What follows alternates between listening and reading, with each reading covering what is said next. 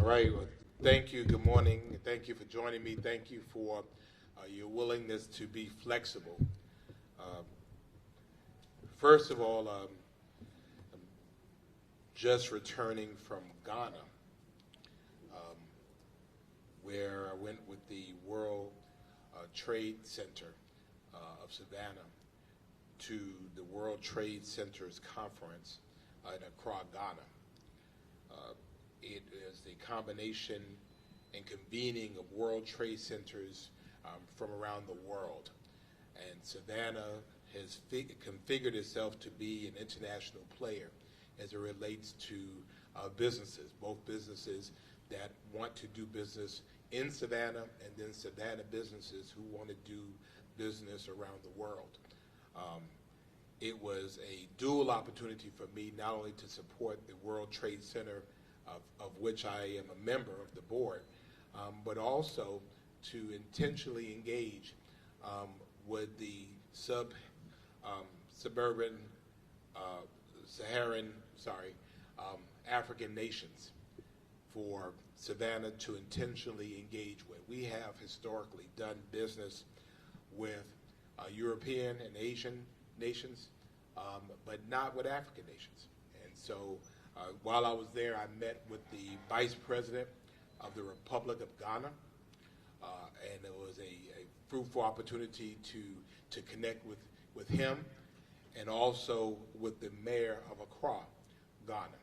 And so as we work toward creating partnering relationships, not only with the city of Accra and with the nation of Ghana, we will create cultural, educational, social, and business opportunities between the United States, specifically Savannah, and these international entities. So I want to thank the World Trade Center Savannah and thank the Savannah Economic Development Authority.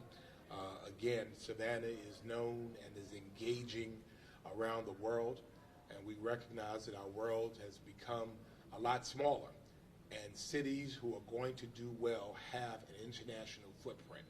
And it is my intention to make sure that Savannah's footprint is all over this world, and we will continue to intentionally work on that. And I'm looking forward within the coming months to invite Savannahans to go over to Africa for an opportunity to engage directly with our friends over in Africa.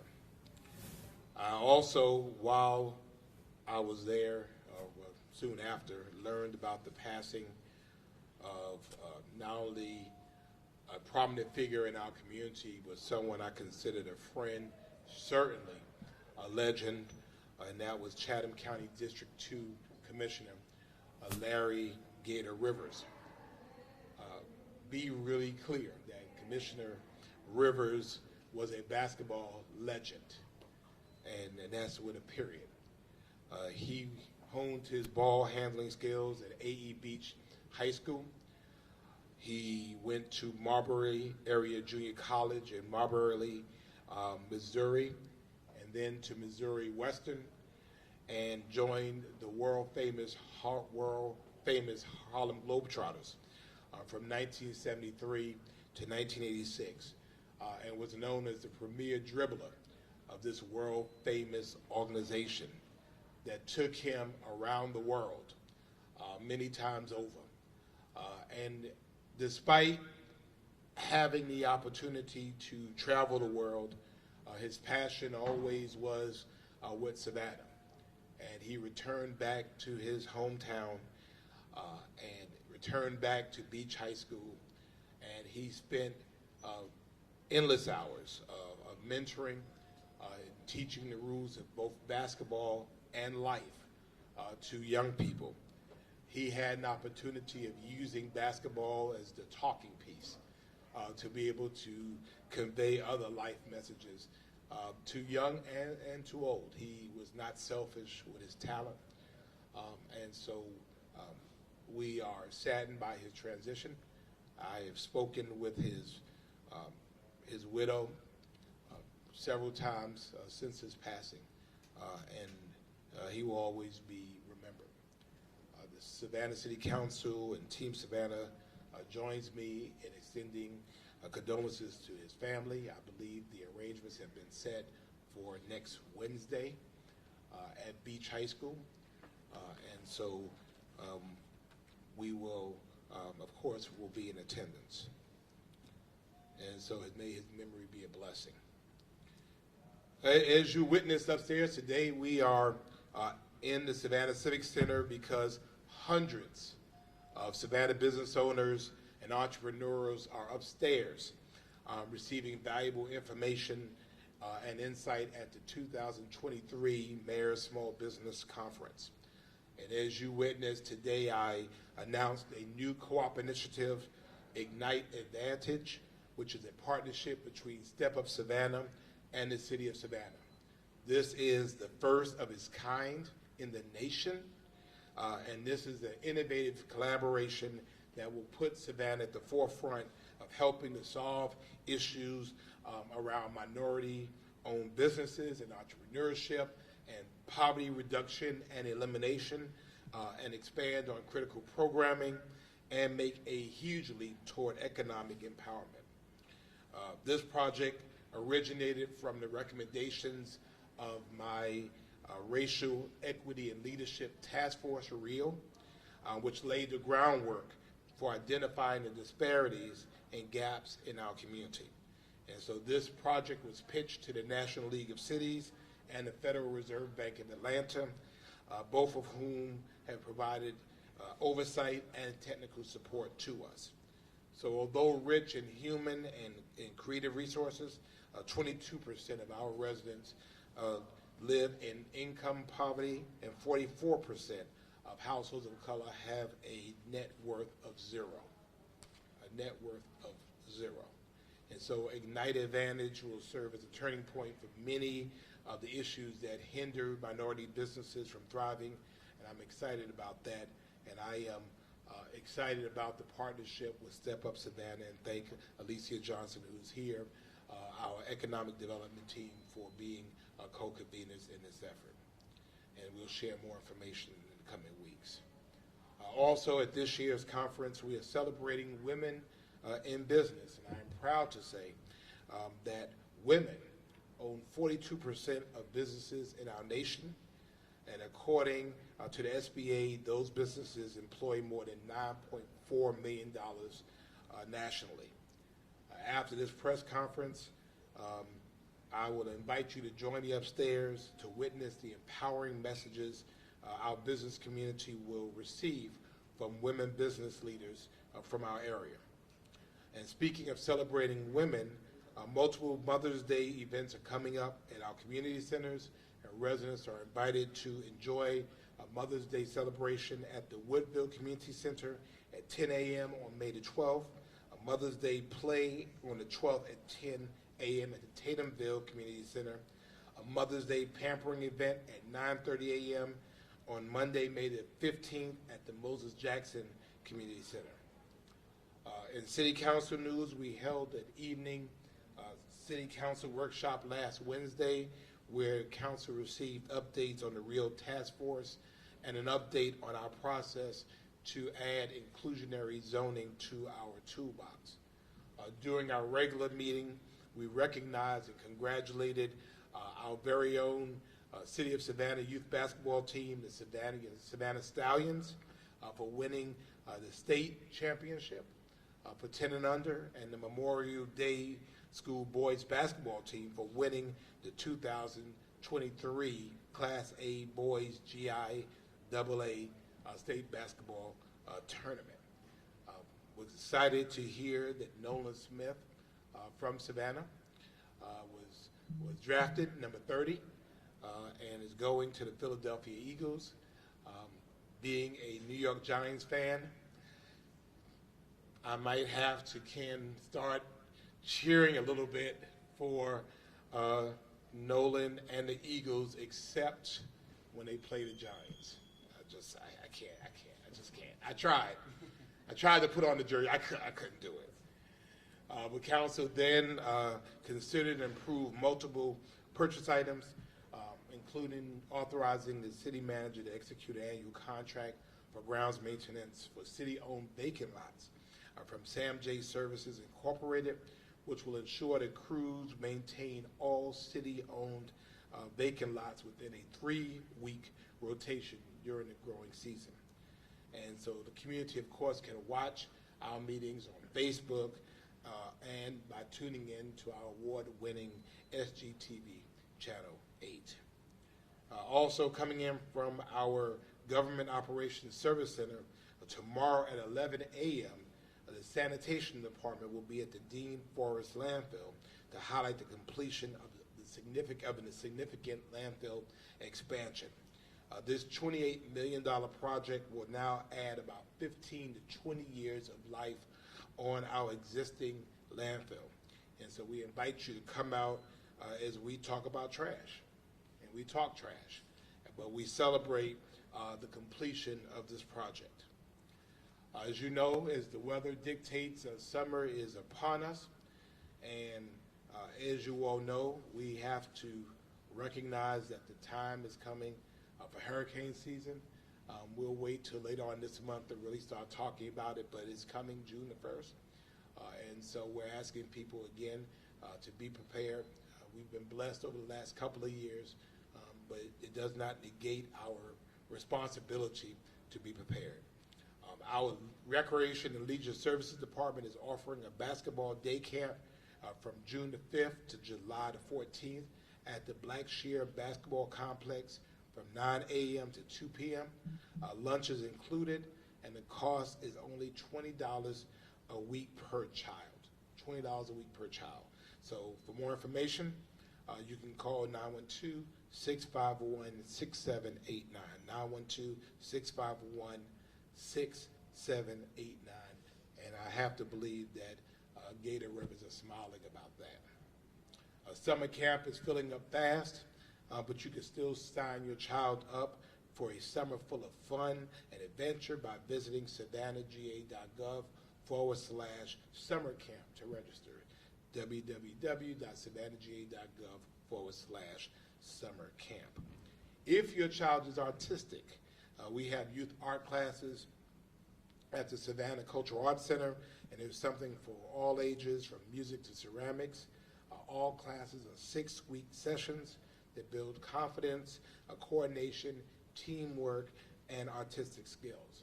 And again, you can go to savannahga.gov/arts, savannahga.gov/arts, and you can find a course and register. We prioritize our residents of the city of Savannah. We prioritize our own first, okay?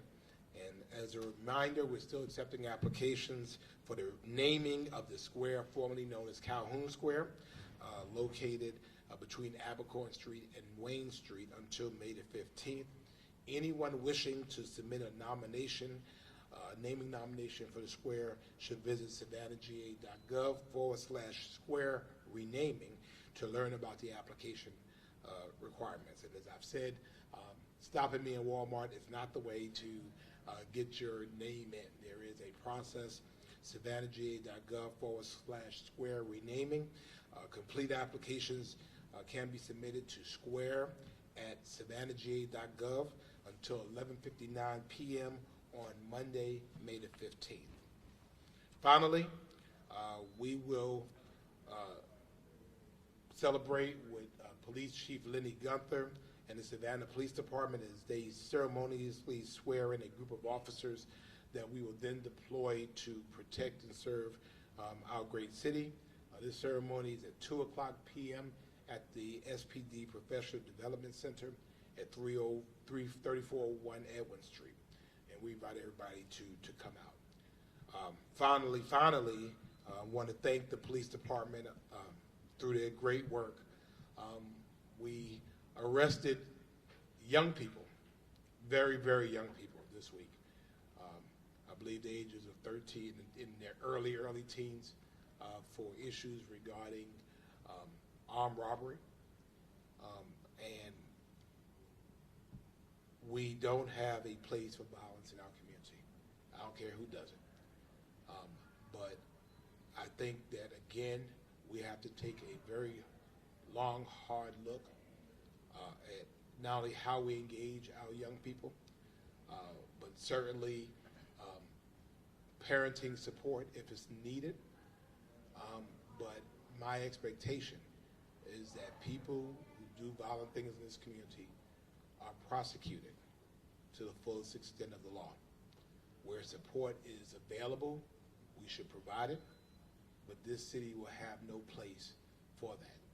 We know that although we've been relatively blessed so far this year, historically there has been a demonstrated uptick in violent crime during the summer times. And we're doing all we can during our 100 Days of Summer initiative to stop that from happening. And that is why we're trying to engage where we can, but we're also interceding where we can, and we expect that prosecutions should occur when and however they can. So that is my prepared comments, and I'll answer any questions you may have. Has there been any, and it's still soon, but has there been any talks on like the city planning to do anything to remember Gator Rivers?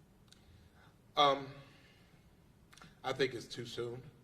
I think we're still raw about what has occurred.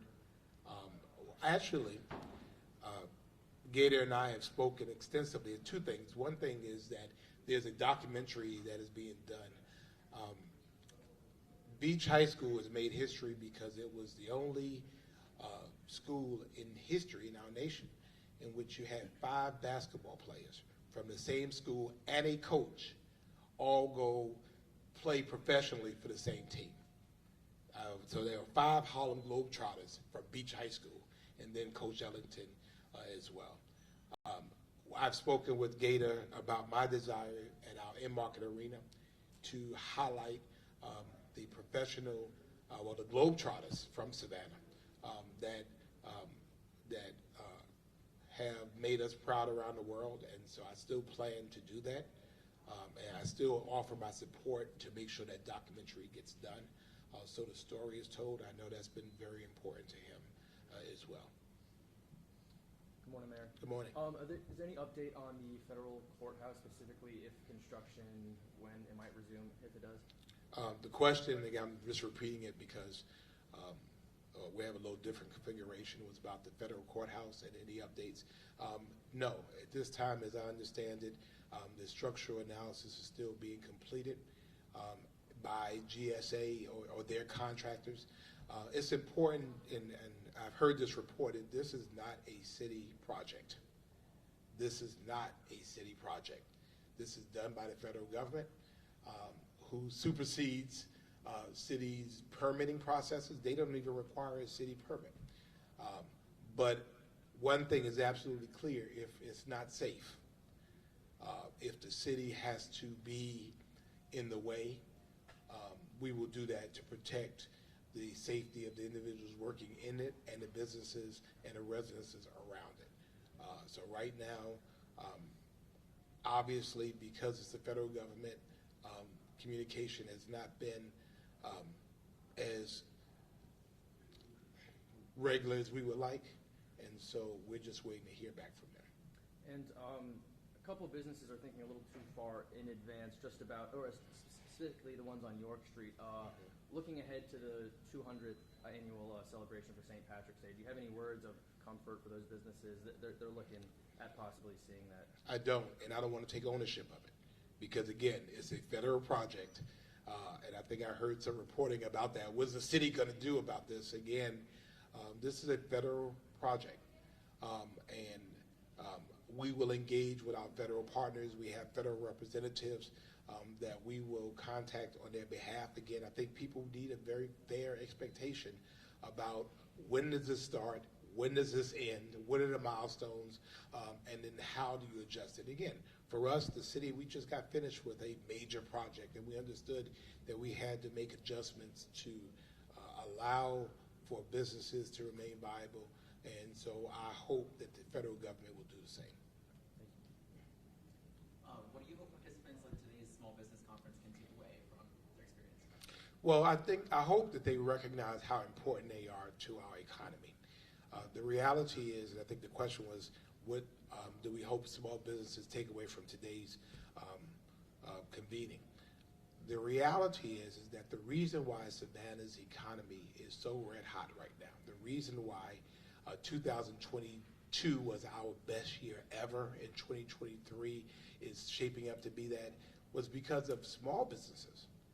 The fact is that small businesses kept our economy warm, and small businesses were the quickest to fire up. And we have a responsibility to do what we can in providing information, providing networking opportunities, to do things such as the co-op to help them to be able to thrive. When your small business community thrives, your entire community thrives, because, again, they hire local, the money recycles local, and they also add to the local economy through taxes and through gifts to charities and local philanthropic opportunities. So it's a win-win, and opportunities are right there in the room upstairs. I mean, for opportunities for people just to connect and do business with each other, and we have to trust each other to do business with each other.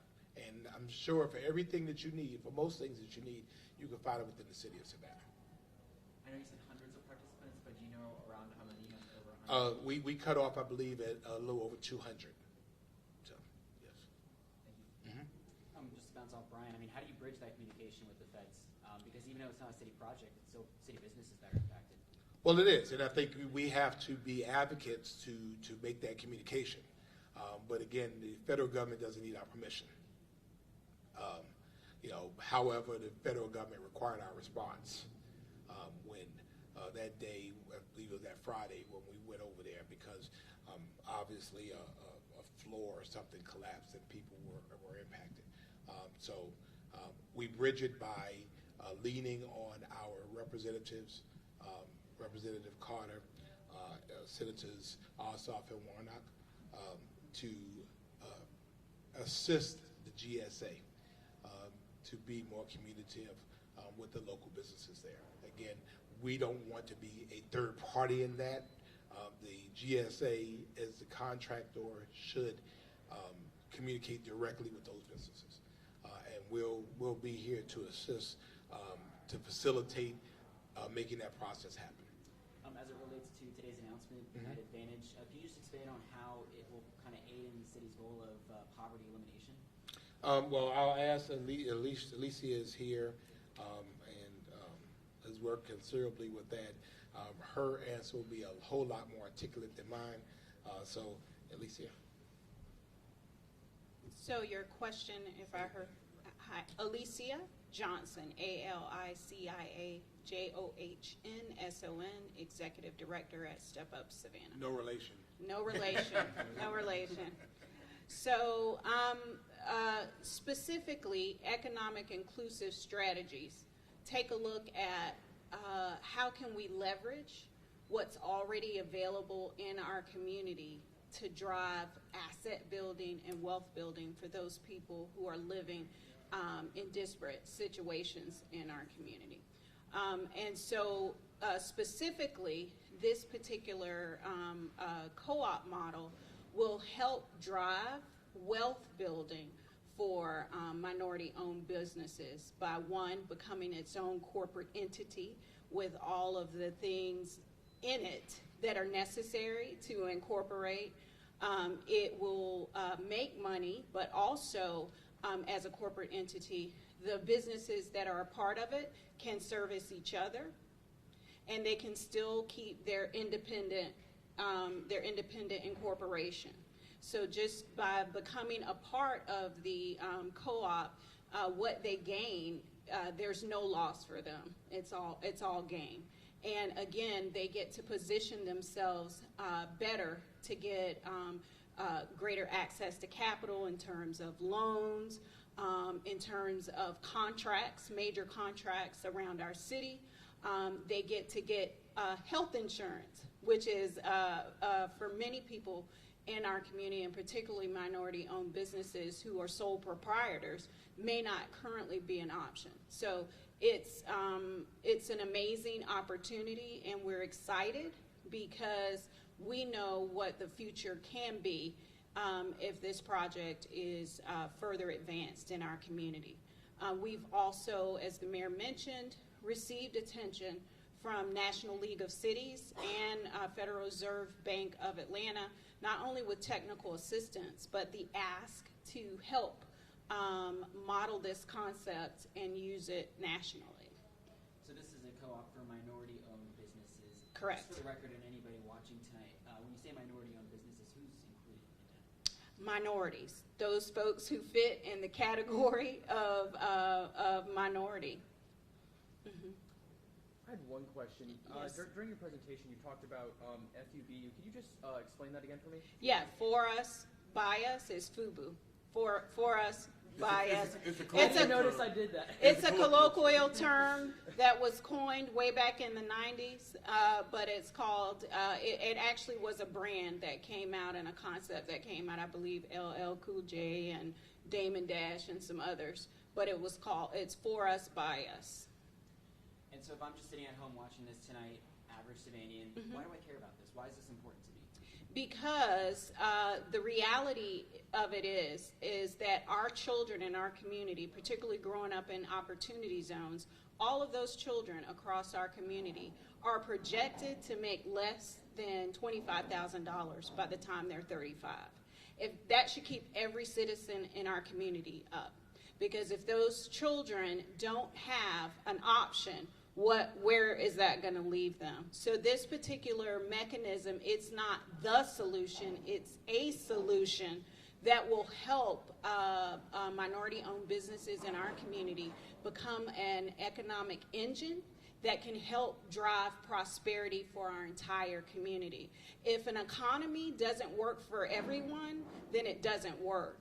And so what solutions like this does is create socioeconomic resilience that matters across the community. As the mayor mentioned, those dollars will be invested in our community. They will be spent at local restaurants, at the grocery stores, at the gas stations, hotels, and all of those things in our community. And so what we want to see is to be able, and I know the mayor shares this sentiment with me, that at the end of my leadership legacy, I want to be able to lay my head down on a pillow at night and think about the fact that I made it better for my children, my grandson, and my neighbor's children. When you talk to a lot of these business owners, what are some of their needs? Oh, there's a long laundry list of needs. But specifically, for example, they don't have a lot of the back office things that a larger corporation takes for granted. They don't have postage machines. They don't have a copier. They don't have administrative support. They don't have an accountant to be able to help keep their books and their accounting straight so they could even apply for a loan. Marketing, legal services, those are some of the most, the greatest needs. And when those businesses try to engage a bank or even apply to procure a contract, they don't have that back office straight, then they're less likely to even receive capital that they need to grow.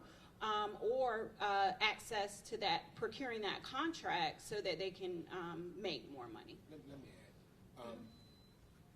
add. For example, we have folks that paint. You're a great painter. That's what you do. You paint. You need someone to be able to estimate how much paint you need. But at the end of the day, when it comes to city contracts, we have paperwork that has to be done. Well, I paint. I don't do the paperwork side of it. And so people miss out on those opportunities because, if I'm painting all day, I don't have the chance to get that contract in, that bid in on time to the city, or the postage to send it, or the email network to be able to do those things, or the marketing and public relations to get my brand out there. And so what happens is a lot of sole proprietorships really suffer because although they do great work, the back office doesn't exist. And so therefore, they never really get the opportunity to jump to that next level. And so we're hoping by helping providing that support that really it will elevate them to be able to build capacity, that now they can paint more because you got somebody handling that other side. And again, so I think it fits really well within StepUp's overall goal of economic empowerment and for us, poverty elimination. But on the other end of it, through entrepreneurship, helping increase the capacity of minority businesses. People who have money don't have time to do crime. They just don't. And so as we, you know, and some folks, you know, I hate to say it, but drug dealing is an entrepreneurial, you know, you think about it. It requires a skill set. And so if we're able to take some of those things and really create opportunities where it can go for legal things. You know, if it's the man who's making the little palm roses, if that's able to be turned into an enterprise, you now have a multi-million-dollar international palm-making enterprise. And so, you know, this, I think this is just, and I appreciate Alicia for her work and our team's work, because for us, this not only could be a game changer, but it also sets a blueprint for across the country, and people are watching to see how this turns out for us. Yeah, in our community, again, hope has to be more than a warm, fuzzy feeling, right? It's got to be the confident expectation of a favorable outcome.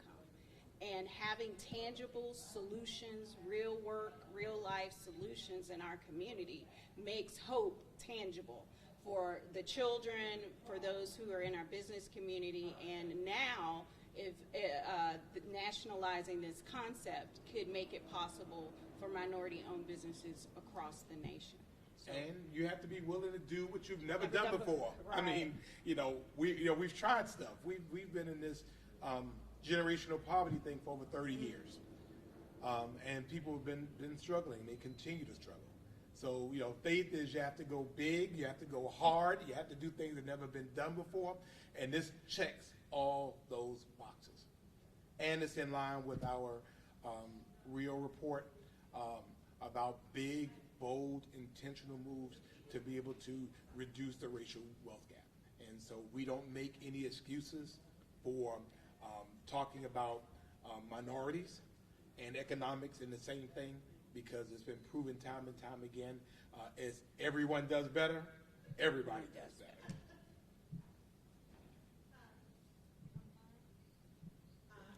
And we're glad to have Boss back. Ms. Green is new mommy now, and she's deep in the whole motherhood thing, but we've missed her ordering us around, but she's back, and so the orders have already started back, and so Nick, I'm sorry, she's back. But thank you all so much. We appreciate it. Thank you for that. Again, this was really a big day, a big announcement. As always, we're Savannah Strong.